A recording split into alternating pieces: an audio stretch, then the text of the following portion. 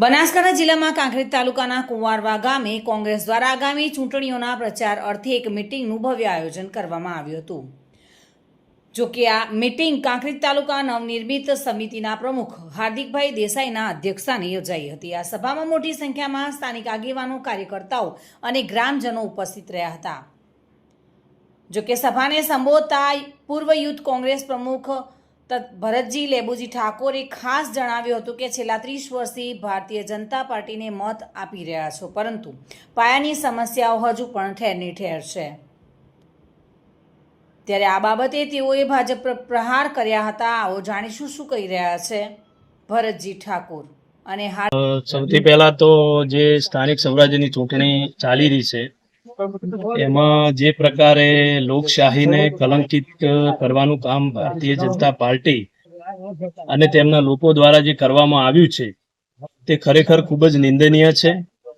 કોંકરેજ તાલુકાની ખમીરવંતી પ્રજા લોકશાહીને લૂંટવાનું જે આ કામ કર્યું છે એને ક્યારે સહન નહીં કરે। અને મને ચોક્કસપણે 100% વિશ્વાસ છે કે કોંકરેજની જનતા આનો જવાબ ભારતીય જનતા પાર્ટીને વર્તમાન સ્થાનિક સ્વરાજ્યની ચૂંટણીમાં આપી દેવાની છે। 28 તારીખે જ્યારે પરિણામો આવશે ત્યારે કોંકરેજ તાલુકાની બાકી રહેલી 2 જિલ્લા પંચાયતની સીટો અને 15 તાલુકા પંચાયતની સીટો ઉપર જે કોંગ્રેસ પાર્ટી ચૂંટણી લડી રહી છે 15 સીટો ઉપર કોંગ્રેસ પાર્ટીનો વિજય થવાનો છે અને પૂર્ણ બહુમતીથી કોંગ્રેસ પાર્ટી કોંકરેજ અને ઓગળ બંને જગ્યાએ તાલુકા પંચાયતો પણ બનાવશે અને જિલ્લા પંચાયતની બંને તાલુકાઓની 5 સીટો જીતશે અને જિલ્લા પંચાયત બનાસકાંઠા પણ કોંગ્રેસની થવાની છે। હા, આજે સ્થાનિક સ્વરાજની ચૂંટણીમાં અહીંયા કુંવારવા મુકામે અમારા તાલુકા પંચાયત ઉમેદવાર ભવનજી ઠાકોરના ત્યાં આજે એમના સમર્થનમાં ગામના લોકોએ ખૂબ મોટી સંખ્યામાં સમર્થન આપ્યું છે।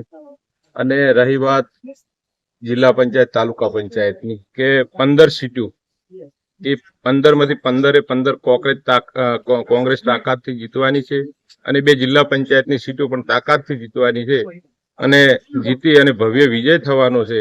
એ દિશા તરફ કોંગ્રેસ આગળ વધી રહ્યું છે અને આવનારા સમયની અંદર જે લોકશાહીનું બીજેપીએ જે હનન કર્યું છે એ આ ઉભેલી તમામ પ્રજા એમને તાકાતથી 26 તારીખે મતદાનના દિવસે એમને જડબાતોડ જવાબ આપશે।